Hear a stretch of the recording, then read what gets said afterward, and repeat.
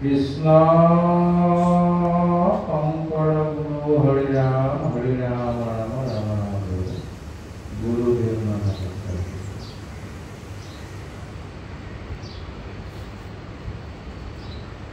ও বৈকুণ্ঠৰ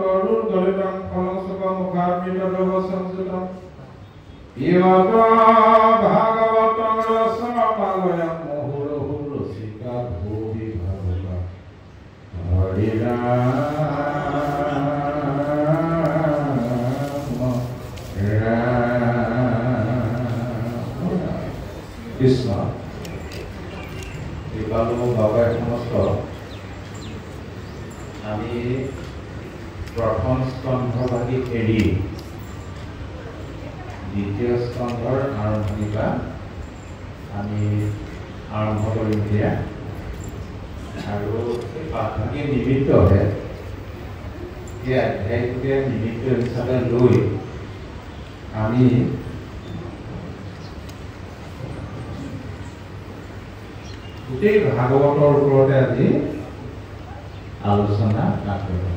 কৃষ্ণ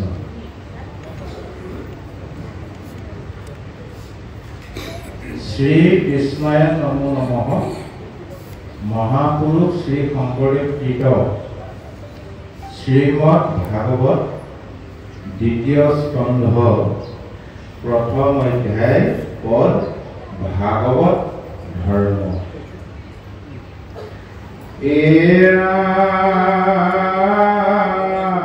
জয় জয় কৃষ্ণ জয় স্মৰণ মংগল জাগ যোগাদিৰো হৰি নাম মহা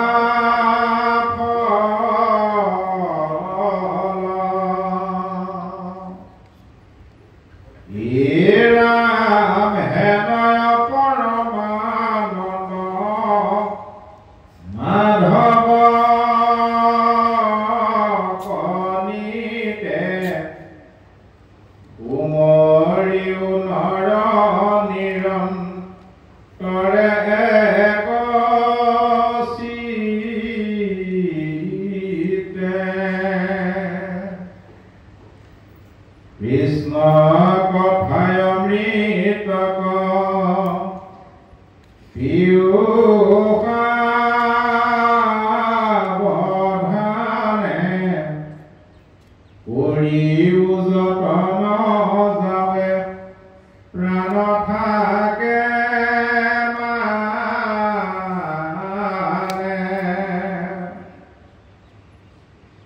এয়া ঘোৰ কলি যোগে মল মতিৰ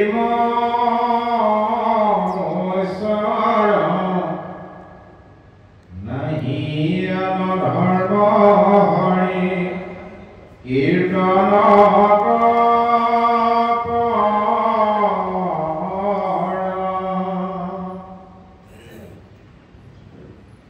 শৰীৰত আছে কলি কৃত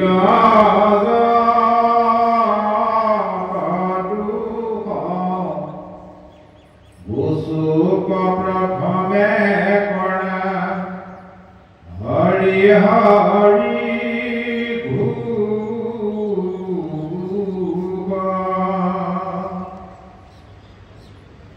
কৃষ্ণৰ চৰণে কৰি অশেষ প্ৰণতি অচ্যুতৰ কিংকৰ শংকৰ নিগদতি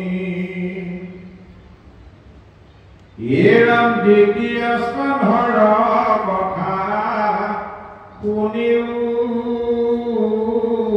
উৎসুকে নৃপতিৰ প্ৰশ্ন পাছে শুনি মুনি সুকে কৃষ্ণ পদ পংকজক হৃদয় ধৰি দিগন্ত সিদ্ধান্ত তাক সাধুৰ বাদ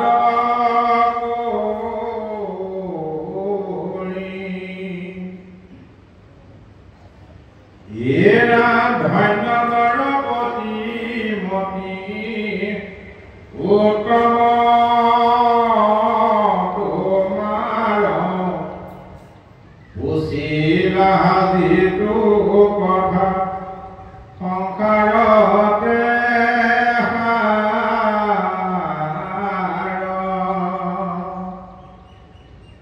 এৰা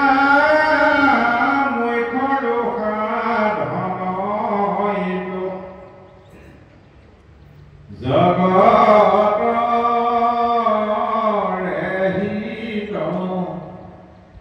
লোভিলাম পুঁজি যিটো তাহাৰো বাঞ্ছিত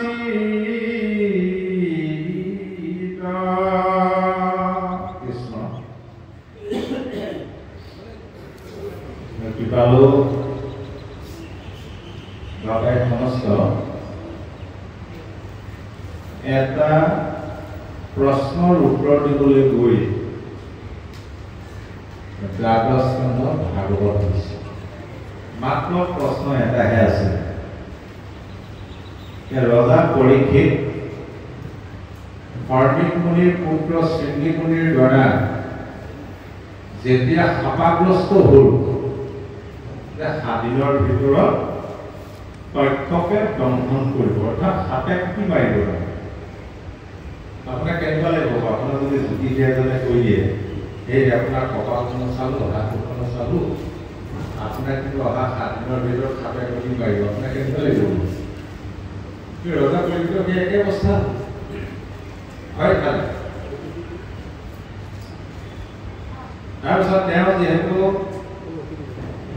মহা ভকত এজন হৰিফালৰ লগতে মনলৈ এটা কথাটো আহিল 7 দিনৰ ভিতৰত মৰি ৰাইজৰ ধন সম্পত্তিবিলাকৰ কি প্ৰয়োজন আছে তেওঁৰ পুত্ৰ জন্মেজয়ক ৰাজ্যভাৰ চম্ভাই সৰজু নদীৰ তীৰলৈ গুচি গ'ল তেতিয়া ইয়াৰ পৰিত্ৰাণ পোৱাৰ কিবা উপায় আছে বা আৰু এই খবৰটো পৃথিৱীত যেতিয়া প্ৰচাৰ হৈ গ'ল গোটেই ঋষিমুনিবিলাক আহি সমবেত হৈছে ৰজাক খবৰ কৰিবৰ কাৰণে ৰজাক মাজত বহুৱাই চাৰিওফালে ঋষিমুনিবিলাক আগুৰি আসনলৈ বহিছে তেতিয়া ৰজা পৰীক্ষিতে ঋষিসকললৈ চাই হাত জোৰ কৰি এটা প্ৰশ্ন কৰিছে যে মই কি কৰিম এতিয়া অৰ্থাৎ মৃত্যুমুখী মানুহে কি কৰা উচিত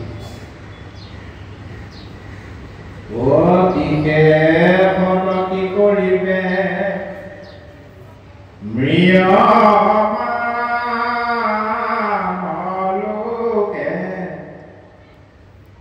ইমৰি কি পঢ়িব মুতৰি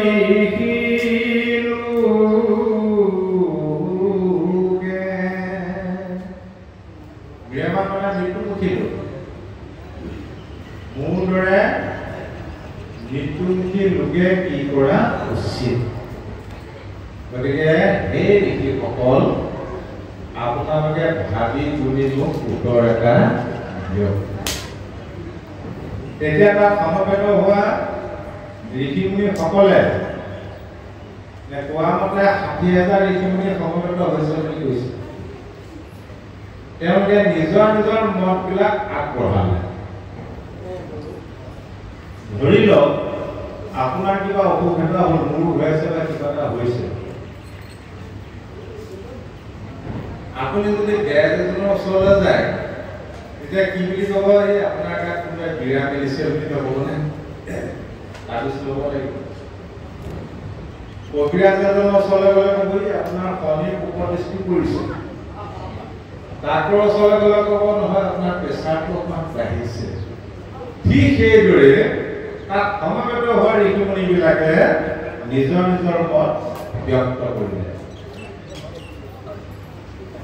মুনি মুনি হবে বোলে মুনি মুনি হবে বোলে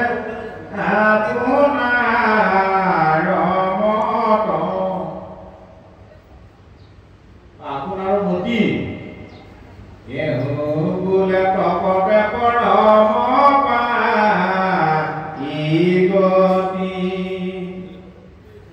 শুনি শুনি হবে বোলে যাৰ যেন মতি কেহু বোলে তপতে পৰম পাই গতি কিছুমান ঋষিমুনিয়ে ক'লে হে ৰাজন তপ কৰিব লাগিব তপ কৰিলে তুমি গতি লাভ কৰিব পাৰিবা কেহু বোলে মহাসিদ্ধি সাধে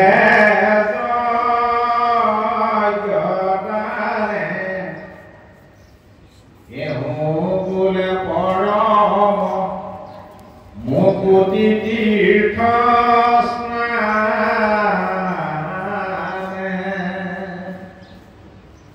কিছুমানে কয় নহয় হে ৰাজন মহাসিদ্ধি হ'বলৈ হ'লে মহাসিদ্ধি লাভ কৰিবলৈ হ'লে তুমি যজ্ঞ কৰিব লাগিব দান কৰিব লাগিব কিছুমানে কয় নহয় তীৰ্থত স্নান কৰিলে পৰম মুক্তি লাভ কৰিব পাৰে পৰম মুক্তি পাবা তীৰ্থত স্নান কৰিব লাগিব আকৌ কিছুমানে ক'লে বোলে মহাযজ্ঞে তোৰ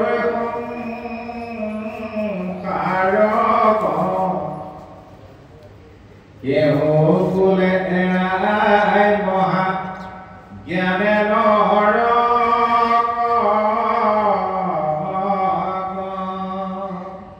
কিছুমানে কয় নহয় মহাযজ্ঞ কৰিব লাগিব তেতিয়াহে তুমি সংসাৰ বা পৰিত্ৰাণ পাব পাৰিব কিছুমানে কয় নহয় মহাজ্ঞানেহে বোলে নৰক যাতনা কৰিব পাৰিব কবে সন্তে কহে আপোনাৰ নাম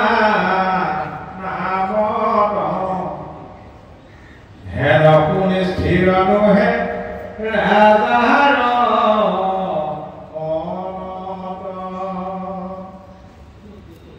নানা মতেৰে ব্যস্ত কৰিলে ৰজাৰ মতো বেছি অস্থিৰহে হ'ল, চঞ্চলহে হ'ল। কি হ'ব এতিয়া মনতে ভাবি আছে কেনেকে তীৰ্থত স্নান কৰিব। তীৰ্থত স্নান কৰিবলৈ হ'লে 12 বছৰ একেৰাহে তীৰ্থত স্নান কৰিব লাগিব, তেতিয়াহে তীৰ্থ স্নানৰ ফলটো পায়। যজ্ঞ কেনেকে কৰিম? যজ্ঞ কৰিবলৈ হ'লে যিটুকুৰা স্থানত যজ্ঞ কৰিব, যজ্ঞৰ বিধান সেই স্থান টুকুৰা বোলে 12 বছৰ চহাব লাগিব, হাল বাব লাগিব। কি কৰিম? আছেহে মোৰ 7টা দিন, তাৰে 2টা দিন পাৰ হ'লেই দিন হৈ যায়। এতিয়া আমাৰ সেইটোৱে লাগিছে। আমাৰ এতিয়া হিন্দু সমাজতো এই গণ্ডগোলটো সেইটোৱেই। সেই ঋষিমুনিবিলাকে গণ্ডগোল লগাই থৈ গুচি গ'ল। যাৰ যেন মতি কৰে বেদপক্ষা ভিন্ন ঋষি ভিন্ন মত, এতিয়া ভিন্ন পণ্ডিতৰ ভিন্ন মত, একেৰে গীতা পঢ়িলে গীতাৰ পৰা বিভিন্ন মতৰ সৃষ্টি হৈছে। আমাৰ ভাৰতত হিন্দু ধৰ্মত কিমান পন্থ আছে আমি হিচাপ কৰি উলিয়াব নোৱাৰি। হয় তেনেকুৱা এটা সুখদেৱ আহি উপস্থিত হ'ল। এই ভাগৱত প্ৰথম নাৰায়ণে ব্ৰহ্মাক কৈছিল। ব্ৰহ্মাই আকৌ নাৰদক পৃথিৱীত প্ৰচাৰ কৰিবলৈ কাৰণে দিলে। নাৰদে ব্যাসক দিলে। ব্যাসদেৱৰ দিনত লিখিত ৰূপ ল'লে। ব্যাসদেৱে তেওঁৰ পুত্ৰ শুকক পঢ়ুৱালে। শুকক ভাগৱত পঢ়ুৱাই শুকক দায়িত্ব দিলে পৃথিৱীত প্ৰচাৰ কৰা ভাগৱত। শুকদেৱে ভাগৱত পঢ়িলে। ভাগৱত লৈ মনে মনে ভাবি আছে মানে আপোনালোকে পৃথিৱীত কেনেকৈ প্ৰচাৰ কৰিব। তেনেকুৱাতে দেখিলে নহয়, এনেকুৱা এনেকুৱা কাহিনী হ'ল, গোটেই ঋষিমুনিবিলাক সমবেত হৈছে, জুলুকা ভাগৱত লৈ উপস্থিত। এইটো সুবিধা মই ভাগৱত কম আৰু ৰজা পৰীক্ষিতা শুকদেৱক দেখি বিশিষ্ট আসনখন আগবঢ়ায়। সেই সময়ৰ জ্ঞানী ঋষি হ'ল শুকদেৱ। গুৰু পৰম্পৰাই তেওঁলোকে প্ৰশ্নটো সুধিলে। শুকদেৱে ক'লে, হে ৰাজন, এতিয়া কলিযুগত এই ভাগৱতৰ বাদে তোমাক আনে কেতিয়াও গতি দিব নোৱাৰে। কিন্তু এটা কথা মনত ৰাখিবা, এই ভাগৱত গ্ৰন্থ কিন্তু বিপৰীত গ্ৰন্থ। আকৌ অন্য গ্ৰন্থৰ লগত ভাগৱত গ্ৰন্থ নিমিলে। তাকে মহাপুৰুষ শ্ৰী শ্ৰী মাধৱদেৱে নামঘোষাত স্থান দিলে। অশুক নিগদৰি পৰীক্ষিত যদি আমি নিৰ্গুণত স্থিত, তথাপি উত্তম শ্লোকৰ মহিমা গুণে কৰিলে গমূৰ বৈশ্য চিত্ৰ, ভাগৱত গ্ৰন্থ বিপৰীত পৰম আনন্দে পঢ়িলো মইয়া। হে ৰাজন, মই নিৰ্গুণ নিৰাকাৰ ব্ৰহ্মত মই স্থিতি লভি আছিলো। কি উত্তম শ্লোক ভাগৱতৰ গুণে মোৰ চিত্তটো বৈশ্য হৈ পেলালে। মই আনন্দ মনেৰে ভাগৱত পঢ়িলো। সেইকাৰণে আমি ভাগৱত পঢ়ি থকা অৱস্থাত আনন্দ মনেৰে পঢ়িব লাগে বা শুনিব লাগে। কিন্তু ভাগৱতৰ গ্ৰন্থ বিপৰীত, অন্য গ্ৰন্থৰ বিপৰীত মানে কি? বাকীবিলাক গ্ৰন্থত বিভিন্ন পুৰাণত ঈশ্বৰক ঘোষণা কৰে। কি বুলি বোলে? ধনং দেহি, পুত্ৰং দেহি, ভাৰ্যাং দেহি, সুখং দেহি। কিন্তু ভাগৱতে ক'লে প্ৰভু মোক একো নালাগে। মোক একো নালাগে প্ৰভু। তেন্তে কি লাগে শিৱই যেতিয়া ভাগৱতত কৃষ্ণক স্তুতি কৰিছিল স্তুতি কৰি কৃষ্ণ কৈছিল হে প্ৰভু মোক সাংসাৰিক সুখ ভোগ ধন পইচা পাতি মাটি বাৰী অচুল বিহুতি একো নালাগে এটা আমাৰ ভাৱনাটো বিপৰীত আমাক প্ৰভু সকলো লাগে মানে সেইকাৰণে গণ্ডগোল লাগিছে এতিয়া বৰ্ণ মাগো সুখ ভোগন লাগে মুকুতি তোমাৰ চৰণে মাত্ৰ থাকো ভগতি সজ্জনৰ সংগন চুক সৰ্বক্ষণে হৈয়াতে প্ৰসাদ মাগো তোমাৰ চৰণে মোক কি লাগে তোমাৰ চৰণত ভক্তি লাগে কি লাগে মোক কেৱল ভকতৰ সংগ লাগে তাৰ মানে মোক একো নালাগে সেইকাৰণে ভাগৱতে যিটো ধৰ্ম প্ৰচাৰ কৰিছে এক অক্ষৰ হৰিনামৰ ধৰ্ম এইটো হ'ল নিষ্কাম ধৰ্ম ইয়াৰ বাবে যিমানবিলাক ধৰ্ম আছে সকলো সকাম সকাম ভক্তিত কিন্তু ভগৱান সন্তুষ্ট নহয় কেলে সন্তুষ্ট নহয় যি ল'ৰা ছোৱালী স্কুল যাব সময়ত সদায় মাক বাপেকক পইচা বিচাৰি ফুৰে মাক বাপেকে ভাল পাব এনেও দিব নিবিচাৰিব উপযুক্ত বিচাৰিব মেট্ৰিক দিয়াই নাই বুলেট এখন লাগে ঘৰক উৎপাত কৰি আছে এটা এম এ পাছ কৰি এনে টিউচন চিউচন কৰি চলি ফুৰিছে মানে চাইকেল এটা মেট্ৰিক দিয়াই নাই উৎপাত বুলেট এখন লাগে কিন্তু মাক বাপেকে বিচাৰ বিবেচনা কৰি বিচৰাটো দিব নে নিবিচৰাটো দিব বল বুলেটখন দিব এটা ইয়াৰ বিজ্ঞান ভাগৱত হ'ল বিজ্ঞান সন্মত দেই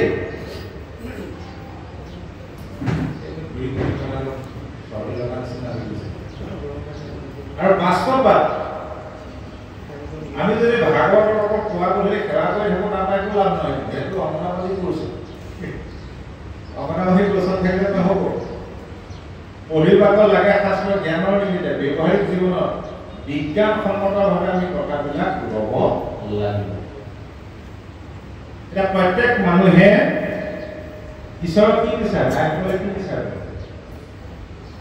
সুখ বিচাৰে নে দুখ বিচাৰে সুখ বিচাৰে প্ৰত্যেক মানুহে ঈশ্বৰক সুখ বিচাৰে শান্তি বিচাৰে আৰু অকণমান শান্তি পাওঁ বুলিয়ে ভকতৰ সংগলৈ আহে হয়নে বাৰু অকণমান শান্তি পাওঁ বুলিয়ে ঘৰত ভাগৱত এখন পঢ়ুৱায়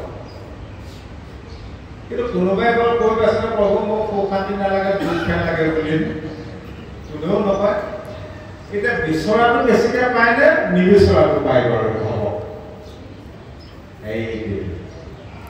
দুখক লাগিয়া যেহেন পুৰুষে একো যত্ন